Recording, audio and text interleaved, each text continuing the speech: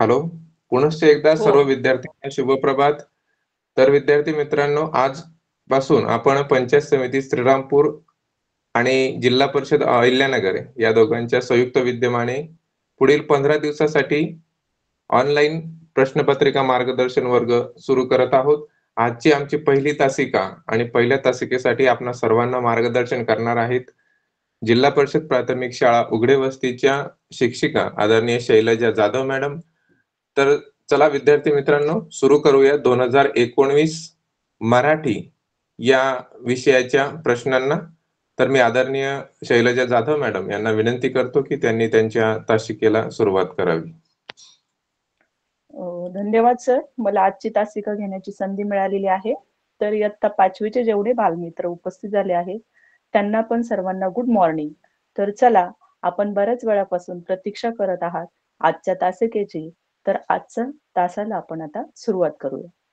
बघा, आत्ताच राणे सरांनी सांगितल्याप्रमाणे आज 5वी स्कॉलरशिपचा मराठी विषयाच्या 25 प्रश्नांचं विश्लेषण आपण आज सविस्तर करणार आहोत आणि त्याची उत्तरं पण मी आपल्याला याच्यामध्ये सांगणार आहे.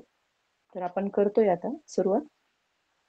बघा, आपल्यासमोर प्रश्नपत्रिका ओपन झालेली आहे आणि याच्यामध्ये बघा, इथं आपल्याला सूचना आहेत. प्रश्नपत्रिकेमध्ये ज्यावेळेस आपण पेपरला सुरुवात करतो मॅडम त्यावेळेस आपल्या मॅडम एक स्क्रीन शेअर झालेली नाही मॅडम. नाही का? ओके. नाही. आणि स्टॉप झाली असेल मुलांना सर. जर तुम्हाला स्क्रीन छोटी दिसत असेल तर तुम्ही स्क्रीन झूम करून पाहू शकता. कारण प्रश्नपत्रिका मॅडम मोबाईल वरून स्क्रीन शेअर करणार आहेत आणि ती प्रश्नपत्रिका जर तुम्हाला हे दिसत नसेल तर त्या ठिकाणी खाली एक चौकोन येतो, त्या चौकोनावर क्लिक करून तुम्ही ती प्रश्नपत्रिका झूम करून पाहू शकता.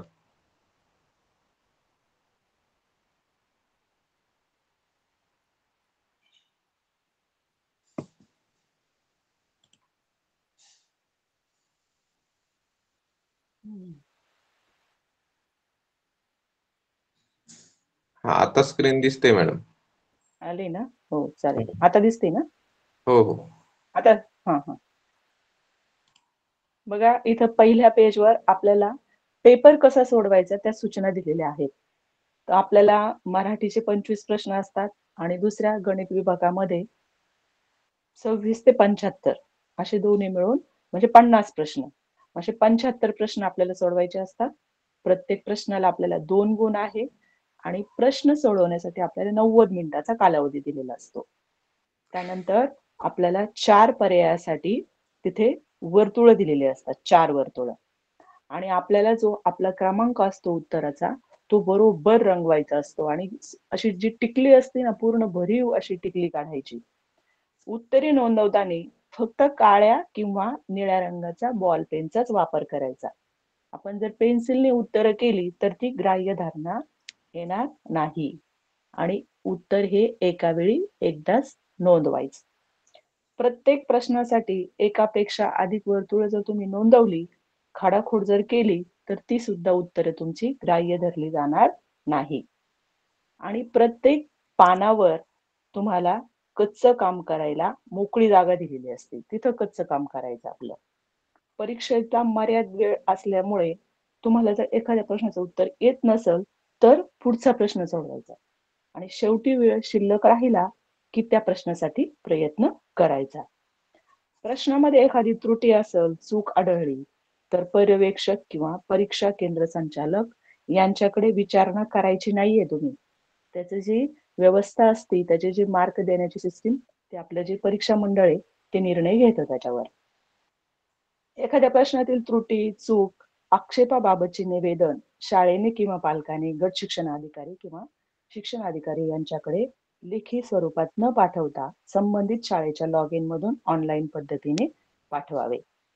त्रुटी, चूक, अपेक्षा बाबतचे निवेदन ऑनलाईन पद्धतीने पाठवण्याची मुदत परीक्षा परिषदेच्या संकेतस्थळावर अंतरिम उत्तर सूची प्रसिद्ध झाल्यापासून 10 दिवसापर्यंत राहील. मुद्रण दोष किंवा अन्य कारणामुळे प्रश्न चुकीचा असल्याचे आढळल्यास तज्ज्ञ समितीच्या अभिप्रायानुसार तो रद्द केला जाईल. मूळ माध्यमासोबत इंग्रजी भाषेतील प्रश्नपत्रिका दिलेली आहे. मूळ माध्यमातील संदिग्ध प्रश्नाबाबत इंग्रजी प्रश्न पहावे. बघा, काही जे मुलं असतात ते इंग्लिश माध्यमाचे असतात, त्यांच्यासाठी ही सूचना राहील. आपण मराठी माध्यमाचे आहोत. अशा पद्धतीने आपल्या पहिल्या पेजवर संपूर्ण आपल्याला 15 सूचना दिलेल्या आहेत आणि त्याप्रमाणे आपण पेपर सोडवायचा. आता आपण प्रत्यक्ष आपल्या प्रश्नपत्रिकेकडे जाऊया. बघा, आता इथं विभाग पहिला आहे प्रथम भाषा आणि इथे आपल्याला प्रश्न आहे. उतारा पहिला प्रश्न आहे. उतारा आहे बघा हा. आणि हा उतारा मी आता वाचते. मुलांनी झूम करून बघू शकता तुम्ही, कारण मी जर झूम केला तर तुमची बाकीच्यांची स्क्रीन थोडीशी छोटी होती. मी आहे अशीच ठेवते. फक्त तुमच्या पुढे पेज तुम्ही झूम करा मित्रांनो, मी वाचते. बघा, प्रश्न 1 ते 3 साठी सूचना. खालील उतारा काळजीपूर्वक वाचा व त्यावर आधारित विचारलेल्या प्रश्नाच्या उत्तराचा योग्य पर्याय निवडा. मायाला 2 बहिणी होत्या. तिच्या आईला व तिघींनाही शिकवून स्वतःच्या पायावर उभं करायचं होतं. मायाचे वडील सतत आजारी असत, त्यामुळे आईलाच कष्ट करावे लागत. तिने दुसऱ्यांचे कपडे शिवून अर्थार्जन केले. खूप कष्ट केले, पण मुलींच्या शिक्षणासाठी काही कमी पडू दिले नाही. प्राथमिक शाळा महानगरपालिकेची असल्याने शालेय खर्चाचा प्रश्न नव्हता. त्यातून मायाने शिष्यवृत्ती परीक्षेत यश मिळवले होते. मायाने खूप जिद्दीने अभ्यास करून इंजिनिअरिंगला प्रवेश मिळवला. तिचे दैदिप्यमान यश म्हणजे ती विद्यापीठात प्रथम क्रमांकाने पास झाली. 2 वर्ष नोकरी करून पैसे जमवले. जर्मनीला जाऊन पुढील शिक्षणही पूर्ण केले. परदेशात गेल्यावर आईने तिला बजावले, शिक्षण पूर्ण झाल्यावर देशासाठीच काम कर. माया आणि मायाची आई यांची जिद्द वाखाणण्याजोगी आहे. बघा मित्रांनो, हा जो उतारा दिलेला असतो हा अतिशय काळजीपूर्वक वाचायचा असतो, कारण प्रत्येक वाक्याचा मागच्या वाक्याशी संबंध असतो आणि आपले जे प्रश्नाची उत्तरं असतात ती याच्यातच लपलेली असतात. आपल्याला त्या शब्दाचा अर्थ समजून त्या वाक्याशी त्याच्याशी कोणत्या अर्थाने आलेला आहे ते सुद्धा आपल्याला लक्षात घ्यावं लागतं. मग प्रश्न वाचायचा आणि ते उत्तर कोणत्या वाक्यात आहे तिथपर्यंत आपण पोहोचणार आहोत. इथं वाचताना थोडेसे विरामचिन्ह, जोड शब्द, समानार्थी शब्द हे सुद्धा वाचताना आपण लक्ष द्यायचंय. आता बघा, पहिल्या प्रश्नाकडे आपण जातोय. पहिला प्रश्न आहे बघा, पैसे मिळवण्यासाठी मायाच्या आईने कोणते काम केले? बघा, कोणते काम केले? मग आता हा आपला प्रश्न आहे हायलाइट. कोणते काम केले? तर याचं उत्तर आपण जर उतारा बघितला तर उतारामध्ये दुसरी ओळ आहे बघा. तिने दुसऱ्याचे कपडे शिवून अर्थार्जन केले. हे पहा, इथं जी दुसरी ओळ आहे, इथं आपल्या लक्षात येतं तिने दुसऱ्याचे कपडे शिवून अर्थार्जन केले. मग आता दुसऱ्याचे कपडे शिवते म्हणजेच कोणतं काम आलं बघा याच्यामध्ये? आपल्या लक्षात येते इथं 4 पर्याय दिलेले बघा आपल्याला. शिवणकाम, नोकरी, धुनी भांडी आणि भाजी विक्री. आता दुसऱ्याचे कपडे शिवले म्हणजे नक्कीच उत्तर आपलं शिवणकाम, म्हणजे इथं पर्याय क्रमांक 1 उत्तर आपल्याला लक्षात येतंय. त्यानंतर आता मित्रांनो आपण जाऊया दुसऱ्या प्रश्नाकडे. माया हुशार मुलगी होती. हे पुढीलपैकी कोणत्या वाक्यावरून दिसत नाही? बघा बरं का, फसवा प्रश्न केला तुम्हाला इथं. दिसत नाही. प्रश्न नीट वाचायचा आणि शेवटी काय विचारलं त्याच्या खाली तुमच्याकडे पेन्सिल असली तर तुम्ही अशी रेष मारून घेऊ शकता. म्हणजे तो प्रश्न तुम्हाला चांगला समजणार आहे. मग तुमचे जे 2 मार्क आहे ते तुम्हाला मिळणारच आहे. तुमच्याकडून चूक होणार नाही. वाचनावरून चूक होणार नाही. काही वेळेला असं होतं आपल्याला येत असतं, समजत असतं, पण आपण प्रश्न नीट वाचत नाही, त्यामुळे आपले ते मार्क जातात. बघा, आता दिसत नाही. मग आता नाही विचारलं आपल्याला. आपल्याला त्या 4ही पर्याय वाचून घ्यावे लागतील. इथे बघा. पहिला आहे, तिने शिष्यवृत्ती परीक्षेत यश मिळवले. बघा, आता शिष्यवृत्ती परीक्षेत यश मिळवलं म्हणजे तिला अभ्यास करावाच लागला. म्हणजे हे वाक्य आपल्याला सांगतं की ती हुशार होती. म्हणजे हे आपला पर्याय नाहीये. आपण आता दुसरा पर्याय वाचतोय. ती विद्यापीठात प्रथम क्रमांकाने पास झाली. आता प्रथम क्रमांक मिळवायचा म्हणजे अभ्यास करावाच लागणार आहे. म्हणजे हे सुद्धा हुशार आहे हे आपल्याला दाखवते हे वाक्य. तिसरं, तिने जर्मनीला जाऊन पुढील शिक्षण पूर्ण केलं. म्हणजे बघा आता पुढचं शिक्षण घेतलं म्हणजे तिला कष्ट करावेच लागले, अभ्यास करावाच लागला. हे पण याच्यावरून लक्षात येतंय की ती हुशार होती. म्हणजे हे तीनही पर्याय आपले उत्तर नाहीये. तर आता आपण चौथा पर्याय वाचूया. बघा, तिचे वडील सतत आजारी असत. आता हा पर्याय आणि प्रश्नात विचारलेलं हे बरोबर आपल्याला लक्षात येते, कारण याच्यावरून काही लक्षात येत नाही ती हुशार आहे म्हणून. कारण वडील आजारी असणं आणि तिचं हुशार असणं याचा काही संबंध नाही. म्हणून ह्या प्रश्नाचं उत्तर आहे 4 क्रमांक. तिचे वडील सतत आजारी असत. आता आपण तिसऱ्या प्रश्नाकडे जाऊया. तिसरा प्रश्न, मायाच्या आईचे मातृभूमीवरील प्रेम कशावरून दिसून येते? बघा, मी तुम्हाला आता सांगितल्याप्रमाणे शेवटी मात्र तुम्ही रेष मारायला विसरायचं नाही. आता कशावरून दिसून येतं? आता हे जे उत्तर आहे हे उत्तर आपल्याला वरती उतार्यामध्ये शोधून घ्यावे लागेल. बघा, जर तुम्ही उतारा वाचला पूर्ण तर जी 7 नंबरची ओळ आहे, परदेशात गेल्यावर आईने तिला बजावले शिक्षण पूर्ण झाल्यावर देशासाठीच काम कर. तर ही जी ओळ आहे ही ओळ आपल्याला ह्या प्रश्नाचं उत्तर इथं सांगतेय. मग आता आपण परत एकदा चारही पर्यायाचा विचार करूया. पहिला पर्याय बघा, मुलीला शिकवले. आता शिकवलं त्याच्यावरून एकदम बरोबर आपलं उत्तर आपल्याला मिळत नाही. खूप कष्ट केले या तिसऱ्या पर्यायावरून पण आपल्याला लक्षात येत नाही मातृभूमीवरचं प्रेम. आता आपण चौथ्या पर्यायाकडे जाऊया. मुलीला शिक्षणासाठी देशाबाहेर जाऊ दिले. शिक्षणासाठी जाऊ दिलं. पण जर दुसरा पर्याय जर आपण बघितला तर मुलीला देशासाठीच काम करण्यास सांगितले. हे उत्तर आपलं एकदम बरोबर आहे. म्हणून आपण इथं पर्याय क्रमांक 2 हे उत्तर आपल्याला या प्रश्नाचं बरोबर आहे. अशा प्रकारे आपण उतार्यावरील जे 1 ते 3 प्रश्न आहेत ते सोडवलेत बघा. पहिल्या प्रश्नाचा पर्याय आहे 1 क्रमांक, दुसऱ्या प्रश्नाचा पर्याय आहे 4 क्रमांक आणि तिसऱ्या प्रश्नाचा पर्याय क्रमांक आहे 2. अशा पद्धतीने आपण उतार्यावरील जो प्रश्न आहे तो आपण व्यवस्थित समजून घेतलेला आहे आणि तुम्हीही ही प्रश्नपत्रिका मिळून परत एकदा याचा सराव करा. आता आपण पुढच्या प्रश्नाकडे जातोय. पुढचा प्रश्न आहे बघा, कवितेवर आधारित प्रश्न आहे.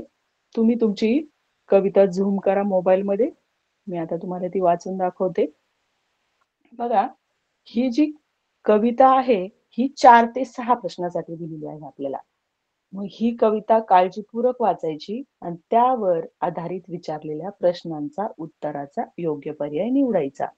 ही कविता छोटी असते वाचायला आणि आवडती तुम्हाला, परंतु याच्यामध्ये खूप सारे समानार्थी शब्द कळवेला त्याचे आपले यमक जुळणारे शब्द असा बराचसा याच्यामध्ये अभ्यास असतो. तो आपण बारकाईने करायचा असतो. बघा, उभा ऋण कर उभे माड हे, शिरी विरांपरी झेलित वृष्टी, जरा पहावे क्षितिजावर तर बुडून जाते धुक्यात दृष्टी. उभा ऋण कर उभे माड हे, शिरी विरापरी झेलित वृष्टी, जरा पहावे क्षितिजावर तर बुडून जाते धुक्यात दृष्टी. हिरवी झाडे श्यामल डोंगर, धुसर निळसर तलम हवाही, लाल गढूळ जलातून वाहे, उसळत किदळत चंचल काही. हिरवी झाडे श्यामल डोंगर, धुसर निळसर तलम हवाही, लाल गढूळ जलातून वाहे, उसळत खिदळत चंचल काही. भिजून गेले पंख तरीही, बसला तारावरती पक्षी, मध्येच ठिबके थेंब कोवळा, फुलवित जळी वलयाची नक्षी. भिजून गेले पंख तरीही, बसला तारावरती पक्षी, मध्येच ठिबके थेंब कोवळा, फुलवित जळी वलयाची नक्षी. ध्वज मिरवित का जळी धुराचा, आग गाडीये दुरून उत्सुक, खडखड धडधड आज तिची पण, भिजून झाली हळवी नाजूक. ध्वज मिरवित काजळी धुराचा, आग गाडीये दुरून उत्सुक, खडखड धडधड आज तिची पण, भिजून झाली हळवी नाजूक. अशी छान समजून वाचली की आपल्याला प्रश्नाची उत्तर सापडायला मदत होती. आता आपण 4 नंबरचा प्रश्न वाचतोय. माडांना कोणाची उपमा दिली आहे? मी सांगितल्याप्रमाणे बा शेवटी काय विचारले आपल्याला? उपमा दिली आहे असं विचारलंय. मग आता आपण काय करणार आहोत? वरती कविता आपण वाचली, त्या ओळीकडे आपण जाणार आहोत. पहिल्या 4 ओळी बघा.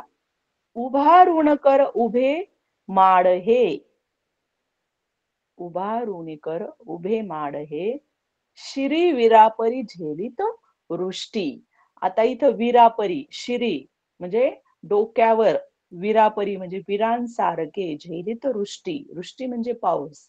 म्हणजे जसा डोक्यावर पाऊस जसा झेलतो, वीर जे आहेत ते पाऊस झेलतात, अशा पद्धतीने त्या माडाला उपमा दिलेली आहे. मग आता आपल्याला 2 नंबरच्या ओळीमध्ये याचं उत्तर सापडले. आता आपण पर्यायामध्ये जाऊया. काय काय पर्याय दिलेले आहेत आपल्याला. पहिलं आहे पहा क्षितिजाची, दुसरं दिलं डोंगराची, तिसरं वीराची, चौथं धुराची. तर आपलं जे उत्तर आहे ते आहे 3 नंबरचा पर्याय वीरांची. दुसऱ्याच ओळीमध्ये सांगितले आपल्याला श्री वीरापरी झेलितो वृष्टी. म्हणून चौथ्या प्रश्नाचा जो पर्याय आहे तो आहे 3 नंबर वीराची. आता 5वा प्रश्न आपण वाचतोय. बघा, पुढील पैकी कोणत्या शब्दाचा समानार्थी शब्द कवितेत आला नाही? बघा आता इथे आला नाही. बघा परत नाही प्रश्न आला. म्हणजे जो नाही त्याचा पर्याय लिहायचा आहे आपल्याला. मग आता पहिला जो आहे पर्याय तो आहे पाणी. मग आता पाणीला इथं कोणता समानार्थी शब्द आलाय वरती? जर वाचलंय तुम्ही, बघा आपण कविता पण वाचलीये आणि तिथं आपल्या लक्षात येईल बघा इथं लाल गढूळ जलातून वाहे. म्हणजे इथं जो आहे जलातून वाहे, इथं आपल्याला काय आलाय? जल समानार्थी शब्द आलाय पाण्याला. मग हा आपला पर्याय नाहीये. त्यानंतर दुसरा बघा नेत्र. मग आता हा जो नेत्र शब्द आहे, ह्या नेत्र शब्दाला ह्या कवितेमध्ये कुठे समानार्थी शब्द आलाय का? तर पहिल्या कडव्यामध्ये तर काय दिसत नाहीये. उभारून कर उभे शिरी विरापरी पहावा क्षितिजावर तर बुडून जाते धुक्यात दृष्टी. दृष्टी म्हणजे काही नेत्र नाहीये, दृष्टी म्हणजे नजर आहे. दुसरं कडवं बघा, हिरवी झाडे श्यामल डोंगर धुसर निळसर तलम हवाई लाल गडूळ जलातून वाहे उसळत खिदळत चंचल काही. इथं पण काही नेत्राशी संबंधित शब्द नाही दिसत. भिजून गेले पंख तरीही बसला तारावरती पक्षी मध्येच ठिबके थेंब पोवळा फुलवित जळी वलयाची नक्षी. इथे सुद्धा आढळलं नाही. ध्वज मिरवित काजळी धुराचा आग गाडीचे दुरून उत्सुक खडखड धडधड आज तिची पण भिजून झाली हळवी नाही. म्हणजे हा जो नेत्र शब्द आहे याच्यासाठी आपल्याला इथे समानार्थी शब्द सापडलेला नाही. पावसासाठी सापडला इथे आपल्याला. पावसासाठी वृष्टी शब्द सापडलाय बघा. हा जो पाऊस आहे ना याच्यासाठी वृष्टी शब्द आहे. त्यानंतर झेंडा आहे, झेंड्यासाठी इथं ध्वज शब्द आहे. आणि पाणीसाठी मी तुम्हाला मगाशीच सांगितले की जल आहे. म्हणजे अशा पद्धतीने पाणी, झेंडा, पाऊस ह्या तिन्ही शब्दासाठी कवितेत समानार्थी शब्द आलाय, परंतु नेत्र ह्या शब्दासाठी समानार्थी शब्द आला नाही. म्हणून आपलं 5 नंबरच्या प्रश्नाचा उत्तराचा क्रमांक आहे 2. मग आपला चौथा आणि 5वा प्रश्न सोडून झालाय. तर चौथ्या प्रश्नाचा पर्याय क्रमांक 3 आणि 5व्या प्रश्नाचा पर्याय क्रमांक आहे 2. आता आपण पुढच्या प्रश्नाकडे जातोय. हा बघा आता पुढचं पेज बघूया आपण.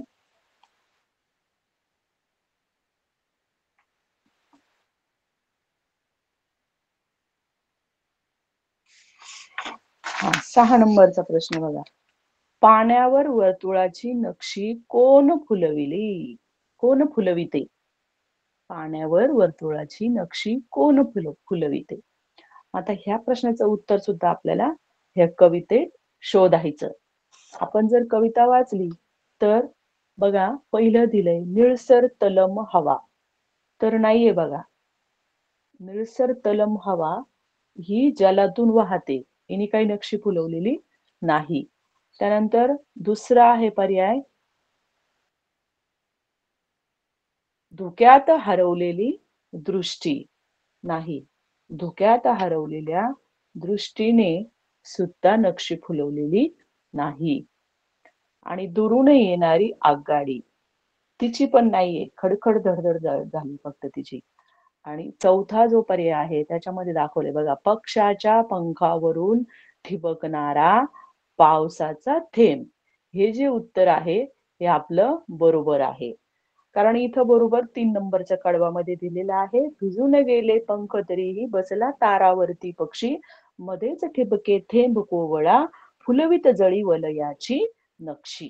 म्हणजे बरोबर त्या पाण्यामध्ये गोल गोल गोल गोल असे तरंग तयार होतात आणि मग त्या तरंगानुसार अशी छान नक्षी तयार होती. म्हणून तिसऱ्या कडव्यामध्ये आपल्याला शेवटच्या 2 ओळी त्याचं उत्तर सापडलेलं आहे. आता आपण कवितेवरचे सुद्धा प्रश्न सोडवलेले आहेत. चौथा, पाचवा आणि सहावा. सहाव्या प्रश्नाचा जो पर्याय आहे तो आहे चौथा. बघा, आता आपण इतर प्रश्न सोडवणार आहोत, म्हणजे व्याकरणाचाच भाग आहे बघा. आता इथे 7 नंबरचा प्रश्न दिलाय आपल्याला, खाली दिलेल्या वाक्यात एकूण सर्वनामे किती आहेत? बघा, आता इथे प्रश्न बघा, परत एकदा व्यवस्थित वाचायचा. एकूण सर्वनामे विचारले आपल्याला. काय विचारले? एकूण सर्वनामे. मग आता वाक्य वाचते मी. दारामागे कोण लपलंय? त्यांना मी पाहिलंय बरं का. बघा आता याच्यामध्ये कोण कोण सर्वनामे. आता कोण हे सुद्धा सर्वनामच आहे. त्यांना, मी, अशा पद्धतीने याच्यामध्ये 3 सर्वनामे आले. मग ह्या प्रश्नाचं उत्तर आहे 1. आता इथे बघा, आपला प्रश्नार्थक शब्द असतो हा कोण. आपण म्हणतो तो कोण आहे, तो कुठे आहे, पण इथं त्याच्यामध्ये हा जो कोण आहे तो त्या नामाऐवजी शब्द वापरलेला आहे. तो जो कोणी लपला असेल त्याच्यासाठीच तो शब्द वापरलेला आहे. म्हणून इथे कोण हे सर्वनाम आलेलं आहे. आता पुढचा प्रश्न आहे 8 नंबरचा. अधोरेखित शब्दाचे लिंग ओळखा. आता अधोरेखा तुम्हाला माहिती असेल, अधोरेखा म्हणजे जो शब्द तुम्हाला विचारलाय प्रश्नाचा त्याच्या खाली अशी रेष मारलेली असते. मग तुम्ही त्याच शब्दाशी संबंधित विचार करायचा. आता इथं अधोरेखित शब्द म्हटले की नाही, मग प्रश्नामध्ये वाचताना बरोबर तुमचं लक्ष त्या अधोरेखित केलेल्या शब्दाकडेच गेलं पाहिजे. बघा आता इथं वाक्य आहे, रंगीबेरंगी पतंगानं आकाश सजले होते. आता पतंगाणी, मग ह्या शब्दाशी आपल्याला विचार करायचा आहे.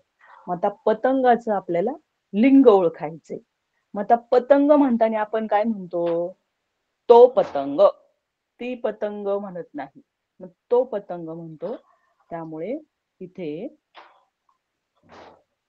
लिंग हे उत्तर येते.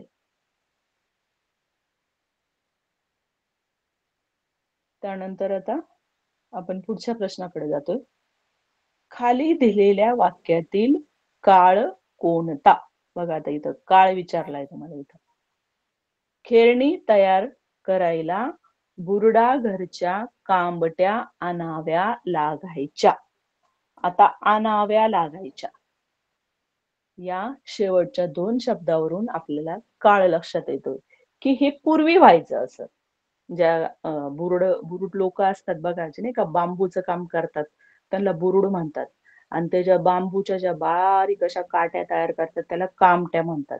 मग पूर्वी ज्या खेळण्या होत्या त्या बांबूच्या लाकडाच्या असायच्या, म्हणून ते काय म्हणायचे, खेळणे तयार करायला बुरुडा घरच्या कामट्या आणाव्या लागायच्या. म्हणजे हा भूतकाळ आहे, पूर्वीचा काळ आहे हा, आताचा नाहीये. आता 10वा प्रश्न, पुढील पैकी अशुद्ध शब्दाचा पर्याय निवडा. पहिला शब्द आहे दुर्घटना. तर दुर्घटना शब्द बरोबर लिहिलेला दिसतोय. त्यानंतर दुसरा आहे मैत्रिणी. बघा ह्या मैत्रिणी शब्दात काय झालंय, हे जो त्र आहे या त्रला दुसरी वेलांटी दिली त्यांनी, तर ह्या त्रला पहिली वेलांटी असती, म्हणून पर्याय क्रमांक 2 हा अशुद्ध आहे. तिसरा उत्तुंग हा बरोबर लिहिलेला आहे. चौथा सूरपारंबी हा पण बरोबर लिहिलेला आहे. आता आपण जातोय 11व्या प्रश्नाकडे. पुढीलपैकी एक वचन आणि अनेक वचनाची अयोग्य जोडी, बघा इथं अयोग्य जोडी विचारली. मग आता अयोग्य जोडी कोणती आहे? आपण आधी ज्या योग्य जोड्या असतील त्याचा विचार करूया. बघा चादर चादरी योग्य जोडी ही. त्यानंतर झालर झालरी ही पण योग्य जोडी आहे. त्यानंतर किनार किनारी आपण म्हणतो हे नदीच्या किनारी, म्हणजे हे पण बरोबर आहे. परंतु वानर वानरी असं नसतं कधी. वानर वानरी असं नसतं. वानरचं अनेक वचन पण वानरच असतं, वानरी करत नाही आपण त्याला. त्यामुळं इथं पर्याय आहे तो चौथा. बघा आता आपण हे प्रश्न सोडवले. परत एकदा बघूया आपण पर्याय. बघा 6 नंबरचा पर्यायचं उत्तर आहे 4, 7 नंबरचा आहे 3, 8 नंबरचं पतंग आणि तो पतंग पुल्लिंग. त्यानंतर 9 आणाव्या लागायच्या म्हणून भूतकाळ आहे 3 नंबरचा पर्याय. 10 नंबरचा अशुद्ध शब्द 2 नंबर पर्याय आहे मैत्रिणी आणि 11 नंबरचा 4 नंबर पर्याय आहे. आता आपण पुढे जातोय.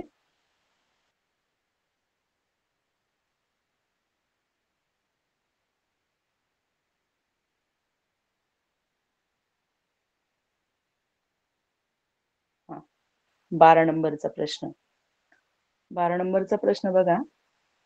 खालील वाक्य अर्थपूर्ण होण्यासाठी योग्य पर्याय निवडा. आता इथे तुम्हाला 4 पर्याय दिलेले आहे. त्याच्यातून योग्य जो पर्याय असेल तो आपल्याला त्या वाक्यामध्ये घालायचा आहे. तर आता आपण वाक्य वाचतोय. आपली लबाडी पकडली जाईल ह्या भीतीने मोहनच्या मोहनची आणि पुढे रिकामी जागा दिलेली आहे. म्हणजे हे 4ही वाक्प्रचारापैकी कोणता वाक्प्रचार इथं बसतोय ते आपल्याला टाकायचंय. तर पहिला आहे पाय लटलट करणे. आता पाय लटलट करणे, कापले, पाय लटलट कापले म्हणजे त्याला भीतीच वाटली. याचा पण अर्थ भीती वाटणेच होतोय. पोटात बागबुग झाले, पोटात बागबुग झाले म्हणजे पण भीतीच वाटली. बोबडी वळली, बोबडी वळली ती पण भीतीनेच बोबडी वळते आपली. आणि तोंड पांढरे पडले, ते सुद्धा भीतीनेच पडते. म्हणजे याचा अर्थ या पर्यायामध्ये प्रश्नाचा जो पर्याय आहे ते 4ही पर्याय बरोबर दिलेले. मग तुम्ही याच्यातला कोणता जरी एक पर्याय लिहिला तरी तुमचं उत्तर इथं बरोबर धरलं जाणार आहे. कारण 4ही वाक्प्रचारांचा जो अर्थ आहे तो भीतीशी संबंधित आहे. त्यानंतर आपण बघूया 13वा प्रश्न. खाली दिलेल्या अर्थाची योग्य म्हण पर्यायातून निवडा. आता आपल्याला म्हण निवडायची आहे. काही वेळेला तुम्हाला अर्थही विचारला जातो, पण इथं म्हणच विचारली. तुम्हाला आता इथे अर्थ दिलेला आहे त्या म्हणीचा. क्षुद्र माणसे क्षुद्र वस्तूंना भाळतात. बघा क्षुद्र माणसे क्षुद्र वस्तूंना भाळतात. मग ह्या अर्थाची म्हण आपल्याला शोधायची. आता गाढवाला गुळाची चव काय ही पहिली म्हण दिली. या म्हणीचा अर्थ तर हा नाहीच आहे. म्हणीमध्ये असं गाढवाला गुळाची चव काय म्हणजे ज्या व्यक्तीला त्याविषयी ज्ञानच नाही तर त्या वस्तू त्या गोष्टीविषयी ती काहीही बोलू शकत नाही. म्हणून ती म्हणी गाढवाला गुळाची चव काय. पुढं कोल्ह्याला द्राक्षे आंबट ही पण म्हण नाहीये अर्थ. कोल्हा काकडीला राजी. बघा ही म्हण बरोबर वाटते इथं 3 नंबरचा पर्याय. कोल्हा काकडीला राजी. बघा आता कोल्ह्याला तर असं कोंबडं वगैरे असं आवडतं खायला, पण त्याला जर काही मिळालंच नाही तर तो काकडीला पण राजी झाला. मग आता शूद्र माणसे शूद्र वस्तूंना भाळतात, ते या म्हणीला तो अर्थ लागू पडतो. आडला हरी गाढवाची पायदरी याचा पण अर्थ ह्या अर्थाशी जुळत नाही. म्हणून 13 प्रश्नाचा जो पर्याय आहे तो आहे 3 कोल्हा काकडीला राजी. आता आपला पुढचा प्रश्न आहे संवादाचा बघा. याच्या इथे तुम्हाला एक संवाद दिलेला आहे आणि त्या संवादावर आधारित आता आपल्याला पुढे प्रश्न विचारले आहेत. आपण काय करू, पहिले इथे संवाद वाचून घेऊ. 14, 15, 16 या 3 प्रश्नाचं उत्तर तुम्हाला ह्या संवादामध्ये असणार आहे. आता त्याच्यावरचे आपल्याला तिन्ही उत्तर याच्यातच शोधायचे आहे. तर मी आता संवाद वाचते. सूरज, तिकडे बघ कोण आलंय. येऊ दे, तू खेळाकडे लक्ष दे. अरे, तुझी ताई आली आहे. मला वाटते तुलाच शोधत आहे ती. हे अक्षय, सूरज दिसला का तुला? ताई, तो तिकडे कोर्टवर यश सोबत खेळतोय. त्याला आज आईसोबत मामाकडे जायचंय. पण ताई, उद्या तर त्याची बॅडमिंटनची मॅच आहे ना. उद्या मामाचा वाढदिवस आहे. आजी आजोबा पण आजच गावाहून आलेत. म्हणून आई आज चाललीये. सूरज ताईकडे जात म्हणाला, मी नाही जाणार आईसोबत, ताई तूच जा. पण आई, तुझ्यासाठी थांबलीये. आता अंधार पण पडेल. मला सराव करायचा आहे. मॅच नाही का उद्या? नुसता खेळतच असतो रे. अभ्यासाला जराही वेळ देत नाहीस. पण ताई, खेळणंही तितकंच आवश्यक आहे ना. ठीक आहे, तू थांब. मी सांगते आईला. बघा, हा संवाद झालाय, घडलाय अशा पद्धतीने. आता आपण वाचून बघितलंय. ज्यावेळेस आपण असा संवाद जसा घडलाय तसा वाचतो, तर आपल्याला तो सहसंबंध लगेच लक्षात येतो. असं साधं असं तुटक तुटक नाही वाचायचं, पूर्ण वाक्य वाचायचं, विरामचिन्हासह वाचायचं. म्हणजे कोण कोणाशी बोलतंय ते आपल्या व्यवस्थित लक्षात येते. आता आपण ह्या संवादावर आधारित 14व्या प्रश्नाकडे जातोय, पुढच्या पानावर.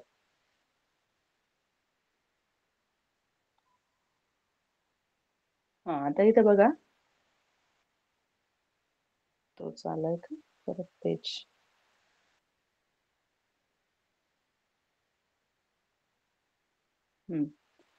बघा 14वा प्रश्न. वरील संवादात किती जणांचा उल्लेख आला आहे? बघा, बऱ्याचदा असा संवाद असतो की हा संवाद किती जणांमध्ये झाला, परंतु इथं तुम्हाला असं विचारलंय किती जणांचा उल्लेख आला. म्हणजे जे व्यक्ती संवादात नसतील त्यांना पण आपल्याला मोजावं लागेल इथे. मग आता आपण परत एकदा पाठीमागचं पेज घेऊ आणि त्याच्यात बघू कोण कोण आलंय. बघा आता, सगळ्यात पहिले इथं दिसतोय आपल्याला सूरज, त्याच्यानंतर ताई, त्यानंतर यश, आई, मामा, त्यानंतर इथे आजी आजोबा पण दिसतात आहे.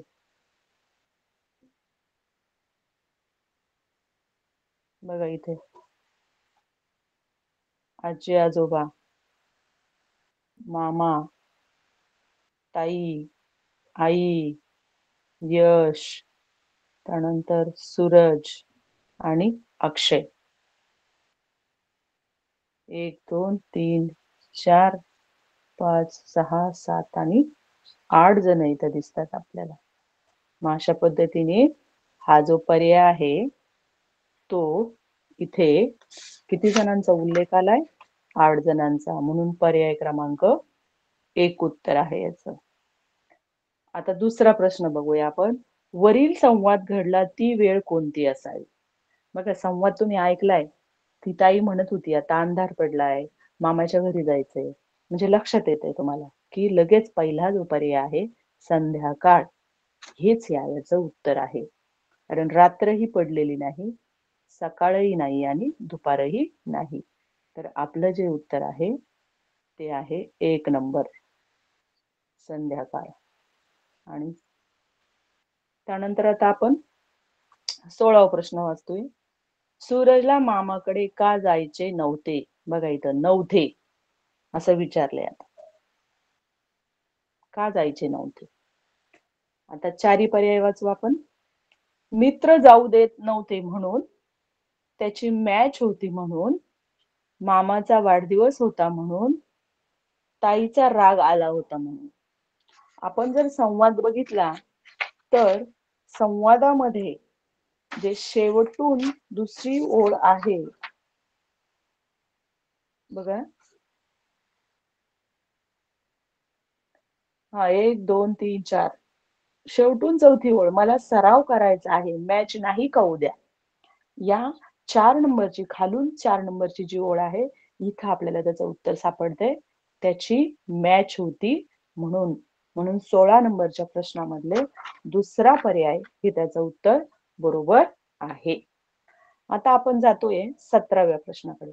बघा, खाली दिलेल्या वाक्यामध्ये चुकीचा असलेला भाग पर्यायातून निवडा. वाक्य वाचते मी. अचानक इतक्यात जयेश ओरडला, ए साप तो बघ.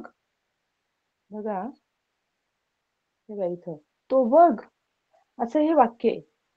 आणि त्या वाक्याचे तुम्हाला अ ब क ड ई असे भाग पाडले. मग आता हे वाक्य जर आपण वाचलं तर आपल्या लक्षात येते की एक जो शब्द आहे तो या वाक्यामध्ये काही आवश्यकता नाहीये पण त्यांनी टाकलाय.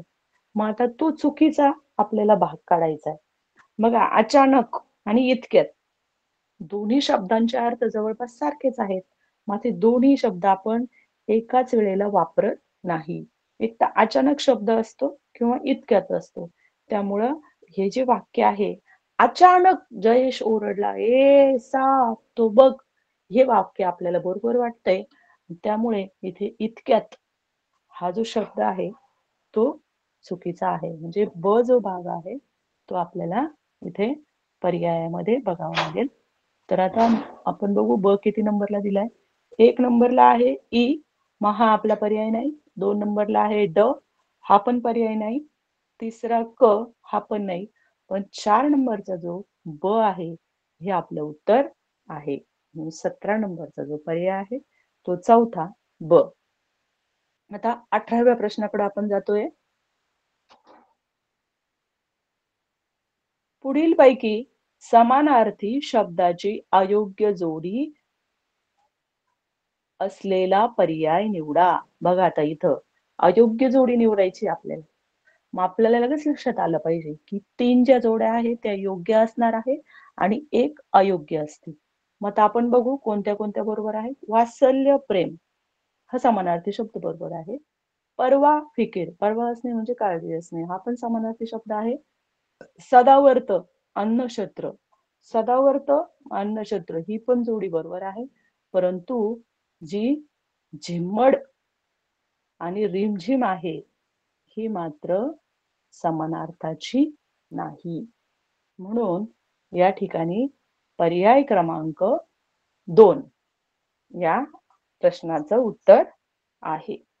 आता आपण जातोय 19व्या प्रश्नाकडे. खालील शब्दकोड्यामध्ये गूढ, दृष्टी, निर्मिती ह्या अर्थाचे शब्द मिळवण्यासाठी अनुक्रमे कोणते अक्षर येतील? बघा आता आपले हे जे 3 शब्द दिले की नाही, गूढ, दृष्टी, निर्मिती या अर्थाचे शब्द आता आपल्याला इथं तयार झाले पाहिजे आणि तो आपण पर्याय शोधणार आहोत इथं. आता एक एक पर्यायाचा विचार करू आपण.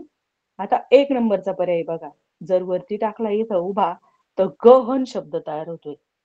2 नंबरचा जर टाकला तर नजर तयार होती आणि 3 नंबरला जर च टाकला तर रचना शब्द तयार होतो. म्हणजे आपल्याला ह्या प्रश्नामध्ये पहिल्याच पर्यायात आपलं उत्तर सापडलंय. आता गूढ, गूढचा समानार्थ जो आहे तो गहन होतोय. त्या शब्दाचा अर्थ गहन होतोय. त्यानंतर दृष्टी, दृष्टीला समानार्थी शब्द आहे नजर आणि निर्मितीला शब्द आहे रचना. मग पहिल्याच पर्यायामध्ये आपल्याला याचं उत्तर सापडले गहन, नजर आणि रचना. तरी सुद्धा आपण एक दुसरे पर्याय वाचून घेणार आहोत. म, ज, च. तर बघा, महन काय अर्थ असू शकत नाही. नजर आहे आणि रचना आहे. पण जो 2 नंबरचा जो महन आहे त्या पर्यायातला तो महन शब्द काय गुडचा अर्थ नाही. 2 नंबर तर नाहीच आहे. तिसरा ग, ज, का. आता इथं गहन झाला, नजर झाला, पण रकाना नाही होत. म्हणून तिसरा पण नाही. आणि चौथा कहन, नकार आणि रकाना. मग बाकीचे तीनही पर्याय हे बरोबर नाहीये. आपला जो पर्याय आहे मग याचा 19 नंबरच्या प्रश्नाचा पर्याय आहे एकच. आता आपण पुढे जाऊया.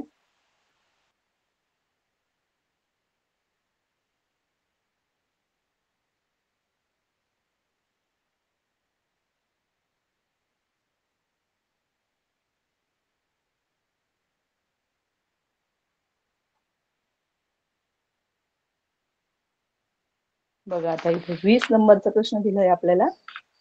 रिकाम्या जागी योग्य अलंकारिक शब्द पर्यायातून निवडा. आता इथे अलंकारिक शब्द आपल्याला निवडायचा आहे. मग त्यासाठी आपल्याला अलंकारिक शब्द अशी माहिती असायला पाहिजे.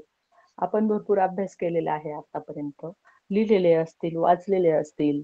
मग त्यावेळेला हा जो अर्थ दिलेला असतो त्याच्यावरून आपल्याला तो अलंकारिक शब्द योग्य लिहायचा असतो. आता इथं वाक्य दिलंय, आमच्या वर्गातील सर्वात कमी उंचीचा संजू म्हणजे टिंबटिंबच जणू. आणि इथे तुम्हाला 4 अलंकारिक शब्द दिले. कुंभकर्ण, कुंभकर्ण म्हणजे सतत झोपणारा, तो तर नाहीच आहे. भाट म्हणजे जो आपली पूजा करतो किंवा भविष्य सांगतो तो भाट. आणि तिसरा वामन मूर्ती. बघा वामन मूर्ती ही एकदम छोटीशी, उंची कमी असते त्याची. मग हा बरोबर शब्द बसतो इथं, वामन मूर्ती. नारद तर तुम्हाला माहितीच आहे, नारदाचा पण अलंकारिक शब्द त्याला म्हणतात कळीचा नारद. मग अशा प्रकारे वामन मूर्ती 3 नंबर पर्याय या 20 नंबर प्रश्नाचा आहे. आता आपण जातोय 21व्या प्रश्नाकडे. उपकाराखाली दबलेला या शब्द समूहाबद्दल अचूक शब्द पर्यायातून निवडा. मग ह्या प्रश्नासाठी सुद्धा तुम्हाला शब्द समूह जे आहे ते पाठ करावे लागणार आहात. तुम्ही बऱ्याच मुलांनी पाठही केलेले असतील. जोडी जोडीने जर असा अभ्यास केला तर याचा खूप मजा येते आणि पाठ करायला पण आनंद वाटतो. आणि आपण ज्यावेळेस वाचतो ना, बोलतो ना, तर काही आपली जर आजी असेल जुन्या, ते खूप जण असे शब्द वापरतात बघा बोलताना पण. मग आपल्याला वाटतं हे असा काय शब्द आहे, तर पूर्वी हे शब्द वारंवार बोलण्यामध्ये असायचे. त्यामुळे आपल्या भाषेचं सौंदर्य सुद्धा हे शब्द वाढवतात. मग शब्द समूहाबद्दल एक शब्द आपले त्याच्यासाठी पाठ पाहिजे, आपण त्याचा नीट सराव केलेला पाहिजे. तर बघा, उपकाराखाली दबलेला, मग याचा अर्थ अचूक शब्द आपल्याला शोधायचा. आता पहिला दिला कृतज्ञ, याचा अर्थ हा नाहीये उपकाराखाली दबलेला. अपकार पण नाहीये.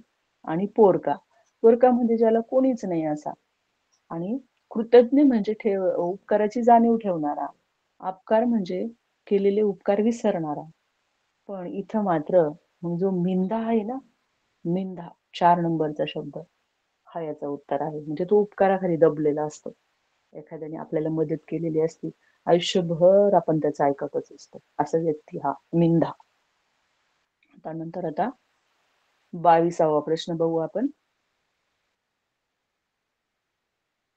पुढील पैकी अयोग्य समूहदर्शक शब्द असलेला पर्याय निवडा. बघा आता आलं परत तुम्हाला अयोग्य आलं. आता वरती सरळ सरळ प्रश्न होता कमी उंचीचा, अचूक शब्द, पण आता इथं थोडस अयोग्य शोधायचंय आता तुम्हाला. आता बघा, वाचू आपण इथं. पिकत घातलेल्या आंब्याची राई, केळीचा घोस, काजूची गाथण, लाकडाची मुळी. बघा आता हे बरोबर आहे. केळीचा घोस 2 नंबरचा पर्याय बरोबर आहे. 3 नंबरचा काजूची गाथण बरोबर आहे. 4 नंबरचा लाकडाची मुळी बरोबर आहे. पण जो 1 नंबरला जो पर्याय दिला बघा, पिकत घातलेल्या आंब्याची राई, हा अयोग्य आहे. कारण पिकत घातलेल्या आंब्याची अढी असते, राई नसते. फक्त आंब्याची झाडं असले की मग त्याला राई म्हणतात. पण जे आंबे पिकत घातले जातात त्याला अढी असते. म्हणून हा जो राई शब्द आहे तो इथे चुकीचा दिलाय. मग याचं जे उत्तर आहे ते पर्याय क्रमांक 1. 22चं जे उत्तर आहे ते आहे 1. त्यानंतर आता आपण 23व्या प्रश्नाकडे जातोय. पुढील शब्दकोशातील क्रमाने पुढील शब्दकोशातील क्रमाने लावले असता उजवीकडून दुसरा येणारा शब्द कोणता? बघा, तुम्हाला आता हे शब्द लावून घ्यायचे शब्दकोशाच्या क्रमाने आणि उजवीकडून दुसरा येणारा शब्द तुम्हाला इथे पर्यायामध्ये विचारलेला आहे. मग आता या प्रश्नासाठी तुम्हाला जी बाराखडी असते की नाही, ती बाराखडी माहिती पाहिजे. त्यानंतर मुळाक्षरांचा क्रम पाठ पाहिजे आणि शब्दकोश कसा असतो, त्याच्यामध्ये शब्द कसे मांडलेले असतात ते सुद्धा माहिती पाहिजे. तुमच्या लायब्ररीमध्ये किंवा आपल्याला शाळेमध्ये इंग्रजी शब्दकोश वाटलेले आहेत. मग तो शब्दकोश घ्यायचा एखादा. मग त्या शब्दकोशपेक्षा तुम्हाला डिक्शनरी लवकर लक्षात येईल, हे का नाही? कारण इंग्लिश मधून त्या शब्दकोशाला डिक्शनरी म्हणतात. मग त्या डिक्शनरीच्या शब्दाचं जर तुम्ही निरीक्षण केलं तर ते बरोबर असे नियम दिलेले असतात आणि त्या नियमाप्रमाणे तो शब्दकोश असतो. मग तुम्हाला जर त्याचं व्यवस्थित ज्ञान असेल, तुम्ही त्याचा व्यवस्थित सराव केलेला असेल, हा प्रश्न अतिशय कमी वेळात तुम्हाला सोडवता येईल. आता इथे बघा, पहिलं तुम्ही जर शब्द पाहिले तर तुमच्या लक्षात येईल की सगळ्या शब्दामध्ये एक नंबरला V V V V V दिला. मग आता इथून तर आपल्याला कळणारच नाही की कसं काय करायचं. मग अशा वेळेस आपण 2 नंबरचा शब्द बघतो आणि त्या 2 नंबरच्या शब्दाच्या मुळाक्षरांच्या क्रमानुसार आपण आता इथे त्याचा सिक्वेन्स लावणार आहोत, त्याचा क्रम लावणार आहोत. मग आता आपण शब्द वाचूया. विश्व, विषय, विजार, विचार आणि विसंवाद. मग आता 2 नंबरचा बघा, शहामृगाचा आणि त्यानंतर आलाय षटकोनाचा, त्यानंतर आलाय जहाजाचा, त्यानंतर पुढचा चमच्याचा आणि त्यानंतर आलाय. मग आता सगळ्यात पहिले जर पाहिलं आपण मुळाक्षरांचा क्रम तर चमचा येतो. मग 1 नंबरचा शब्द येईल इथं विचार, हा 1 नंबरला येईल. त्यानंतर येईल विजार, हा 2 नंबरला येईल विजार. त्यानंतर विश्व, विश्व हा शब्द येईल 3 नंबरला.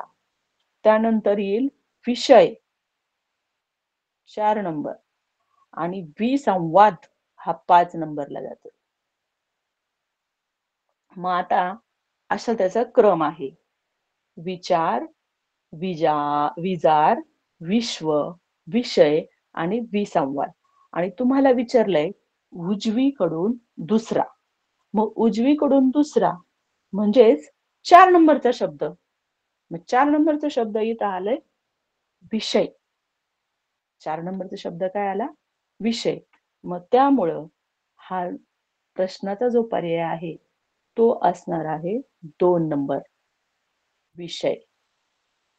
कारण आपण याला व्यवस्थित सिक्वेन्सनी लावलं आणि त्यानंतर उजवीकडून आपण 2 नंबरचा पाहिला. मग एकूण 5 शब्द आहे. मग उजवीकडून 2 नंबरचा म्हणजे 4 नंबरचा शब्द. मग या 23व्या प्रश्नाचा जो पर्याय आहे तो आहे 2 नंबर. आता आपण जातोय 24व्या प्रश्नाकडे. बघा, 24 नंबरचा प्रश्न, पुढील पैकी विरुद्धार्थी शब्दाची चुकीची जोडी ओळखा. बघा, चुकीची जोडी ओळखायला लावली. तुम्ही अशी रेष मारायचं विसरायचं नाही. पेन्सिलने काय विचारलं तिथं रेषाच मारून घ्यायची, म्हणजे तुम्हाला काय विचारलं ते आपल्याला लक्षात येते आणि आपण उत्तर बरोबर निवडतो. आता विरुद्धार्थी शब्दाची चुकीची जोडी. मग आता तुमच्या लक्षात येईल तर चुकीची विचारली म्हणजे 3 जोड्या आहेत त्या बरोबर आहे आणि एक मात्र चुकीची आहे. आपण वाचूया. बघा, यश, अपयश ही जोडी बरोबर. दुसरी, सतेज, निस्तेज ही पण बरोबर. काळजी आणि चिंता. बघा, लक्षात येतं तुमच्या. काळजी करणे, चिंता करणे हे तर दोन्ही समानार्थी शब्द आहे, हे की नाही? आणि त्यानंतर स्वातंत्र्य, पारतंत्र्य ही बरोबर दिलेली आहे. मग आपला पर्याय क्रमांक येतो 3 नंबर, काळजी आणि चिंता. म्हणजे 24 प्रश्नाचे जे उत्तर आहे ते 3 नंबर, काळजी आणि चिंता. आता आपण 25 जो प्रश्न आहे त्या प्रश्नाकडे जाऊया. पुढीलपैकी कविता व कवी यांची अचूक जोडी निवडा. आता याच्यासाठी तुम्हाला आपल्या गाईडमध्ये दिलेलं असतं भाषाविषयक सामान्य ज्ञानावर आधारित प्रश्न. तो जो भाग आहे त्याच्यामध्ये खूप अशी माहिती आहे व्यवस्थित, ती आपल्याला व्यवस्थित वाचायची आणि पाठ करायची. त्याच्यावर आधारित हा प्रश्न नेहमी पडतच असतो. आता इथे तुम्हाला काय विचारले, आपले जे वर्गाचे धडे आहे की नाही ते धडे आणि त्याचे लेखक विचारले. मग आता ते आपल्याला पाठ करावंच लागणार आहे. त्यानंतर इतर थोरांच्या घोषणा, त्यानंतर त्यांची संबोधने, आपले राष्ट्रीय प्राणी, पक्षी, त्यानंतर आपले राष्ट्रीय फूल वगैरे जे अशी खूप तिथे अशी व्यवस्थित माहिती दिलेली आहे. ती आपण पाठ केली की हा प्रश्नाचे जे मार्क आहे हे आपल्याला हमखास मिळतात. पण आपल्याला त्यासाठी बारकाईने वाचन करावं लागेल. म्हणजे आपल्या वर्गाला जे असणारे धडे आणि त्या धड्यांच्या शेवटी तिथे लेखक असतो किंवा अनुक्रमणिकेतही त्याची माहिती दिलेली असते. मग आता ती आपण व्यवस्थित पाठ असेल तर आपल्याला ह्या प्रश्नाचं उत्तर व्यवस्थित मिळेल. आता इथे कविता आणि कवी यांची अचूक जोडी निवडायला सांगितलीये. आता आपण पर्याय वाचूया. तर पहिला पर्याय आहे कापणी आणि त्याचं उत्तर दिलंय तिथं सरोजिनी बाबर. तर बघा हे पण उत्तर बरोबर नाहीये. त्यानंतर दुसरं वासरू आणि बालकवी, ही पण बरोबर नाहीये. आता तिसरं रानवेडी तुकाराम धांडे. बघा हा जो उत्तर आहे ते बरोबर आहे. रानवेडी कविता जी लिहिलेली आहे ती तुकाराम धांडे यांनीच दिलेली आहे. आणि चौथी सुगी बैनाबाई चौधरी, हे पण उत्तर बरोबर नाहीये. मग आपल्याला 25 प्रश्नाचं जे उत्तर निघलं ते 3 नंबर पर्याय रानवेडी. तर अशा पद्धतीने आपण आज 2019 या वर्षामध्ये मराठी विषयाचे जे 25 प्रश्न आलेले होते ते 25 प्रश्न आपण व्यवस्थित समजून घेतलेले आहेत आणि त्याचा पर्याय क्रमांकही मी आपल्याला सांगितलेला आहे, समजूनही सांगितलेला आहे. मग तुम्ही सुद्धा ज्यावेळेस पेपर सोडवणार आहात तो असाच काळजीपूर्वक व्यवस्थित समजून घ्यायचा आणि योग्य पर्याय रंगवायचे, गोलही व्यवस्थित रंगवायचा. म्हणजे आपल्याला मराठीचे जे मार्क आहे ते हमखास मिळणारच आहे. पण आपण थोडी सुद्धा चूक होऊ नये याची मात्र काळजी घ्यायची. वाचन व्यवस्थित केलं, प्रश्न व्यवस्थित समजून घेतला तर आपल्याला आपल्या प्रत्येक प्रश्नाचा 2 मार्क हे मिळणारच आहे. बघा काय होतं, आपण खूप मेहनत करतो, वाचतो, पण गोल रंगवताना जर चूक झाली, तिसऱ्याचा दुसऱ्याला गेला किंवा वरच्या प्रश्नाचा खालच्या प्रश्नामध्ये आला तर त्यावेळेस इतर सगळे प्रश्न सुद्धा चुकू शकतात. त्यामुळे आपण खूप तयारी केलेली आहे, खूप वाचलेलं आहे, परंतु ज्यावेळेस पेपरमध्ये लिहायचं त्यावेळेस त्याची व्यवस्थित काळजी घ्यायची. तर मित्रांनो,